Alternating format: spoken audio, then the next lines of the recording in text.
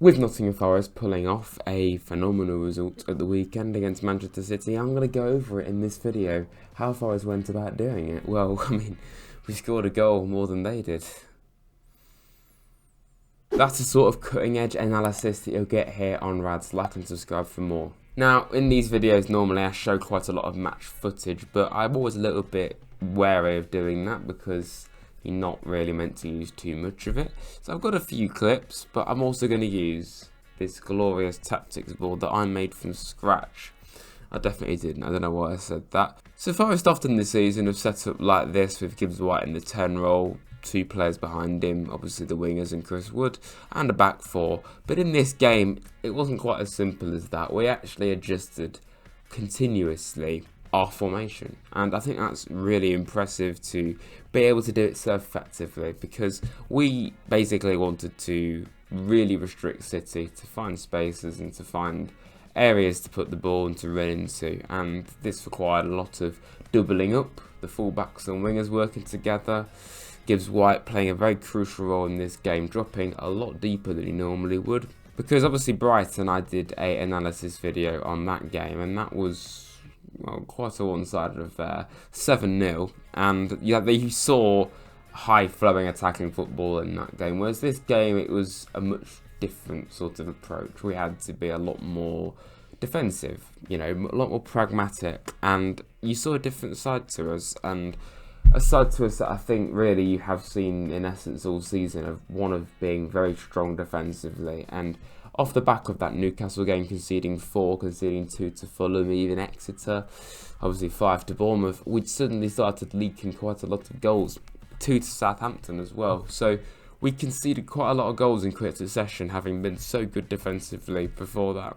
Even after we have a rocky run of form, even a couple of games, we bounce back and get clean sheets against Man City and Arsenal and 4 points against them through to the next round of the FA Cup as well. This game, we often saw Gibbs White being back here, you know, frequently. Morgan was everywhere. In fact, heat map coming up on screen right now, you can see he was everywhere in this game, and that's probably nothing strange for Gibbs White. He often is the centrepiece, but you definitely noticed he was playing a more reserve role than normal and creating from deep, and it was so interesting watching it back how hard he was working, and you really saw his defensive ability come through. You'll see a clip on screen now of how, you know, he was coming right back, but, you know, beyond his own defence and putting in a tackle and, you know, getting out of danger. This is how, you know, we would typically set up. But what was often happening, especially when we didn't have the ball, when we were defending, is it was Chris Wood and Anthony Elanga basically in a 2, with Dominguez essentially being out wide, and you had Gibbs White in a deeper role, as we've said. You often saw these two working together in this like 2 role, and they were marking the midfielders. It was normally Silva, but Silva ended up being over here quite a lot. Nunes came in. It was a very strange formation in a way, or, you know, personnel for Man City playing Nunes out there. It just kind of shows their problems that they're having to do that. So defensively they worked together in that sense, but Elanga was absolutely everywhere. Genuinely, he frequently was on the same side as Hudson-Odoi, you know, trying to find space for each other. Elanga often, I thought, and I said it on my vlog at the time, he was often kind of playing as like a shadow striker. He was playing behind Chris Wood quite a lot, but sometimes he was playing with him, sometimes he was helping out Callum. He wasn't even on his natural right-hand side all that much, Anthony Elanga, in this game. And it's a really, really interesting system. It's kind of given Elanga freedom, and we've seen it in the last few games. You know, Elanga being on this side and Hudson-Odoi being on this side. We've seen it quite a lot. And we've kind of been asking questions, well, why are we doing that? But this game, Hudson-Odoi is more on his natural side, but Elanga was still basically playing free roam.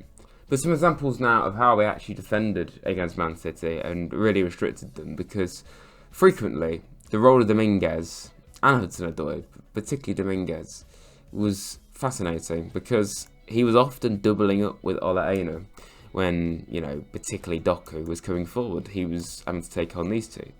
And you saw quite a few times Hudson-Odoi coming back, helping out Nico Williams, defending against Savinio or quite often Bernardo Silva.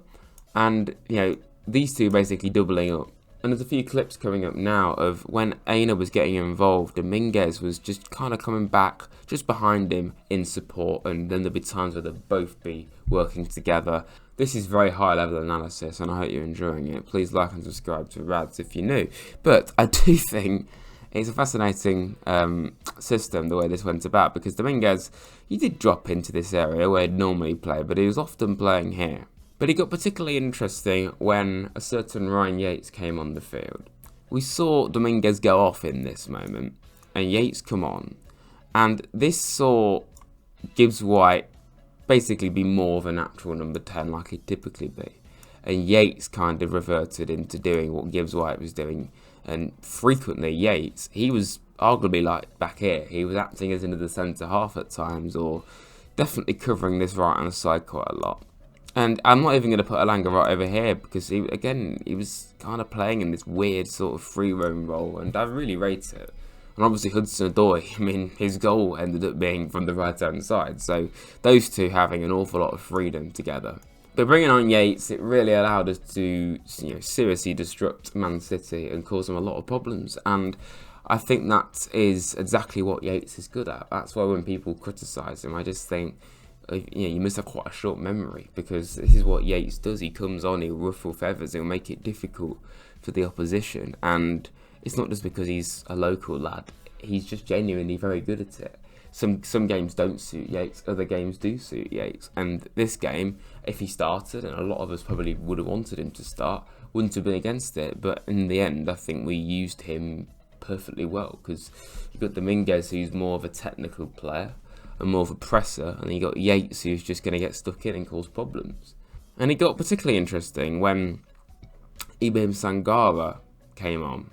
He, of course, Elanga was the one that made way in this case, and this is where it got really interesting, because Hudson-Odoi obviously then kind of came over to here. You had like Anderson go over and cover the left side, and you had Sangara drop in here, and at this stage, you've gone from Gibbs White and Anderson in midfield, very, very attacking minded, to a very defensive setup in Sangara and Yates together. And Sangara has been criticised, and in my opinion, I felt he did well against Ipswich in the cup game. I feel, he offered quite a lot, and you saw what he could do, but I do still have my doubts about him. I do still feel, he can be a bit clumsy at times. He can look a little bit out of his depth at times, and maybe not up to the flow of the Premier League. And okay, he's been out injured, he's kind of having to work on scraps and the old start, but I do feel I can see a player in Sangara, but I also feel, are we ever really truly going to see it? That's another topic for another day. But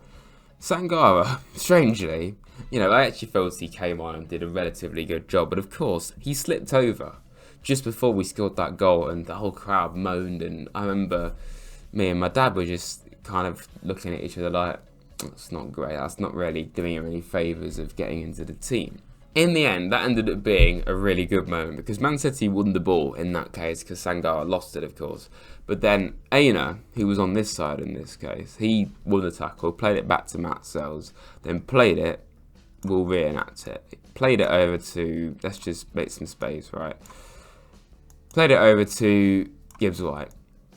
And we know what he does in this case. Plays it long, stunning, beautiful ball over to Callum Hudson-Odoi. In fact, you know what? We're going to go that tactical.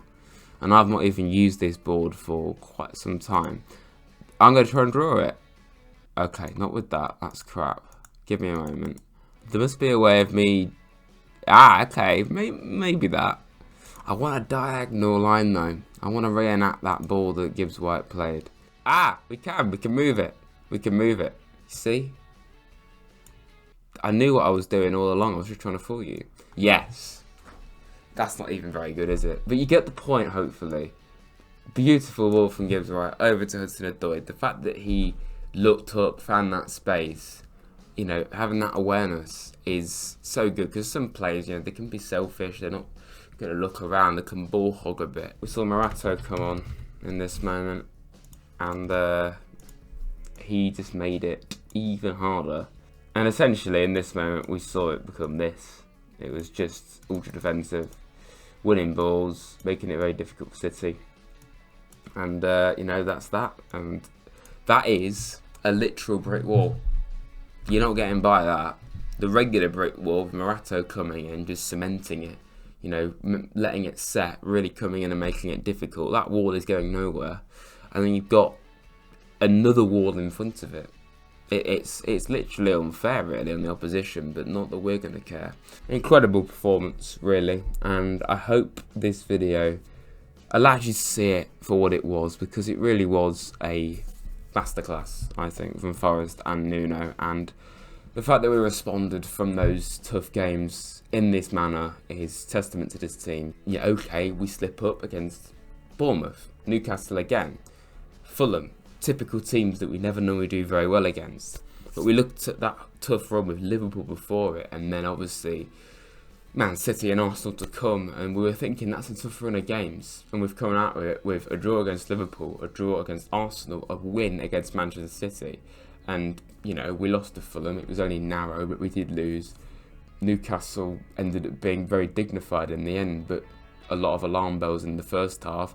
Bournemouth is the only one, really, that we came out of, you know, where we didn't cover ourselves in any glory at all.